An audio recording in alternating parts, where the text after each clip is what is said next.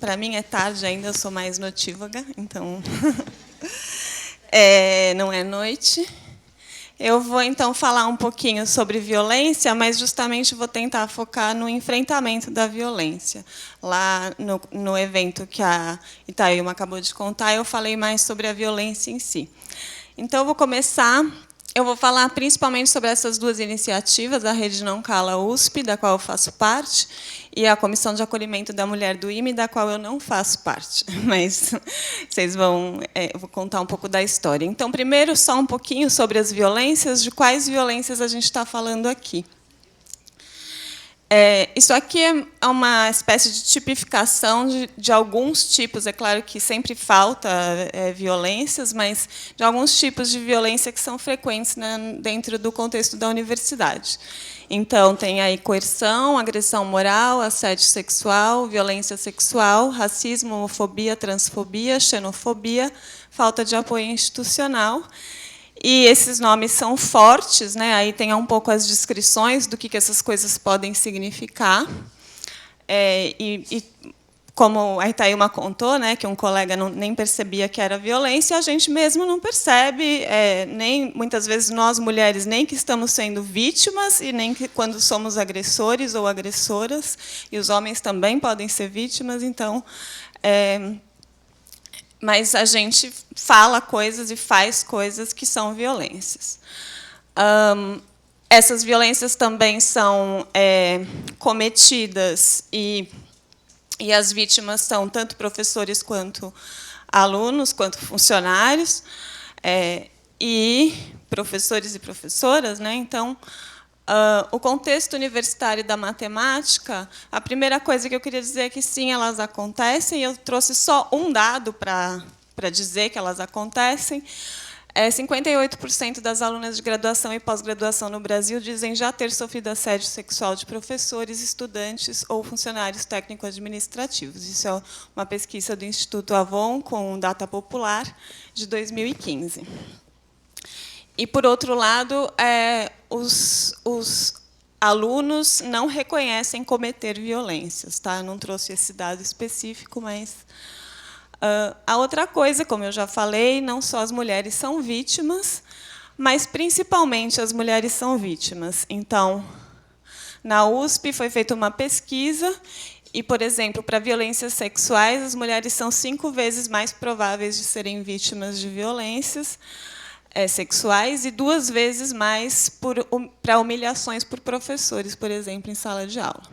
Tá?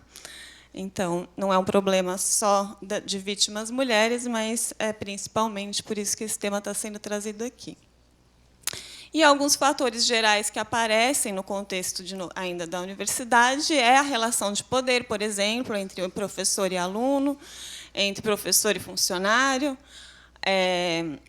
o viés implícito que está presente na sociedade, né, o viés inconsciente que a gente tem sobre, enfim, estereótipos, o que a gente espera de uma pessoa, como que ela se coloque, como que ela não, o que ela pode ou não pode fazer no nosso imaginário. A dificuldade em que as instituições têm em dar respostas para essas violências. A interseccionalidade, que já foi falada aqui, né, de opressões e discriminações. Então, essas violências sexuais, por exemplo, a vítima pode ser uma mulher branca, pode ser uma mulher negra, pode ser um homem homossexual, pode ser uma pessoa trans, pode ser, enfim. Então, esses fatores gerais. E alguns fatores específicos que eu trouxe na minha visão, né, lembrando que eu não sou especialista em gênero, sou matemática, tá, gente? Mas que é a disparidade de gênero no contexto matemático, o fato de que, por exemplo, uma menina, quando ela é vítima de uma violência, ela pode ser a única menina num grupo, tá certo? Então, isso traz uma carga diferente de um lugar onde as mulheres são 50% ou são até em número maior. E a nossa cultura, né, universitária, que tem muita vaidade, arrogância, e, no caso da matemática, a nossa crença na objetividade, né, a ciência que a gente estuda é uma ciência objetiva, mas a gente tem que ter consciência de que a objetividade, a ciência é objetiva, nós não. Nem em avaliações, nem no trato com os alunos, tá certo? Então, Esses são fatores que eu acho que aparecem fortemente na comunidade matemática. Então, algumas esferas e frentes de atuação para enfrentar a violência.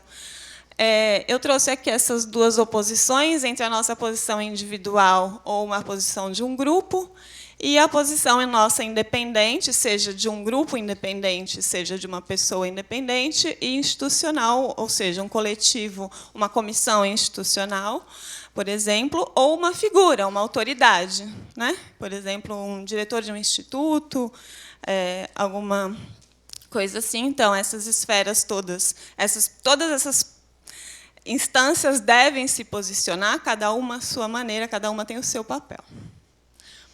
E algumas frentes de enfrentamento, a conscientização, né, campanhas, cartilhas, debates, palestras, vídeos, o acolhimento de vítimas, escuta, mecanismos de proteção, o encaminhamento para ajuda profissional e a apuração de denúncias.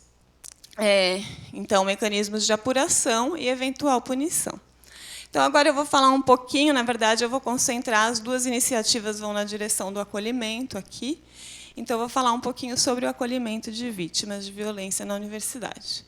Então, a primeira iniciativa é a Rede Não Cala USP, que é uma rede de professoras e pesquisadoras da USP, que surgiu quando estourou um caso grave na Faculdade de Medicina, de um aluno que foi acusado de violência sexual por 6 colegas. E algumas professoras se indignaram, chamaram uma reunião, e isso gerou um coletivo. Ele não é institucional, tá? É um grupo de professoras. O grupo, digamos, ampliado, a nossa lista de e-mails tem 200 professoras da USP, e o grupo atuante tem cerca de 15, 20 mulheres que atuam mais na rede. Então, é uma rede que pauta politicamente a questão da violência e a falta de respostas da universidade. Então, a gente está sempre atuando, escreve manifestos, propõe coisas do Conselho Universitário, enfim. Reúne distintas áreas do conhecimento, isso é uma coisa muito poderosa, que a gente tem antropólogas, a gente tem médicas, a gente tem psicólogas, a gente tem matemáticas, no singular, talvez, no grupo mais atuante, mas a gente tem. E isso é muito poderoso, porque é muito diverso, então os saberes são diferentes, e isso ajuda a gente. A gente dialoga com os diversos atores. Então, o USP Mulheres, por exemplo, é um escritório institucional da USP para lidar com questões de gênero, com sindicatos, centros acadêmicos, coletivos e com os órgãos universitários. Então, a gente dialoga com todos esses atores. E a gente, inclusive, auxilia a universidade, principalmente por meio do USP Mulheres, na confecção de materiais e construção de respostas, porque, às vezes, a estrutura a gente tem muitas críticas ao escritório, mas eles têm uma estrutura também limitada em termos de verba, de funcionários, então a gente ajuda, e, principalmente, também, como eu falei, como reúne muitos saberes, né, tem profissionais de diversas áreas que ajudam nisso. Então, isso sobre a rede. E sobre a Comissão de Acolhimento da Mulher do IME, do Instituto de Matemática, lá da USP. É uma comissão institucional, então não é um coletivo independente, e ela foi criada por uma proposta do coletivo, que é independente, de mulheres. O Instituto tem 2 coletivos de mulheres feministas, um só de alunas e um de alunas, professoras e funcionárias, que é esse daqui. E a proposta foi aprovada por unanimidade pela congregação do IME. A exclamação é por motivos óbvios, eu acho. Eu nunca imaginei que ia ser aprovado por unanimidade.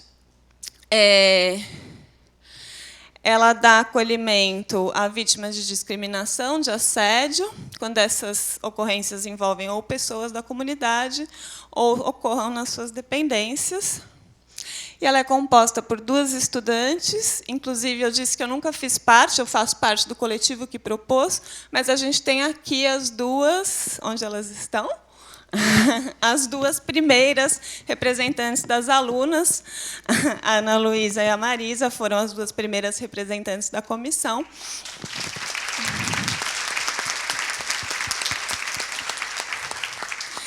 Então, ela é composta por 2 estudantes, 2 funcionárias e 2 professoras eleitas pelas mulheres. Então, as estudantes pelas estudantes, as professoras pelas professoras, as funcionárias pelas funcionárias. E a comissão também pode solicitar auxílio de outros profissionais da USP ou de membros da comunidade. Os mandatos têm um erro ali, são de 2 anos para professoras e funcionárias e de 1 ano para alunas, porque as alunas se formam, etc. Então, a gente achou melhor fazer um mandato mais curto. E ela também elabora outras atribuições dela, elaborar campanhas, eventos, manifestos, etc. Tá? Então, eu ainda tenho um pouquinho de tempo.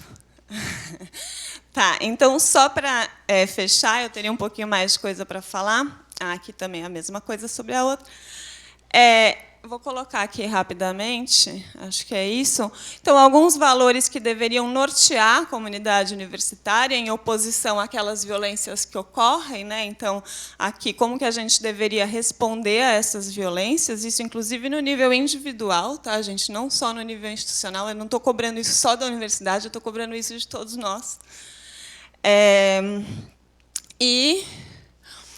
A rede e a comissão promovem o que a gente chama de primeiro acolhimento, que não é uma coisa especializada, tá certo? É uma coisa onde cada caso é um caso.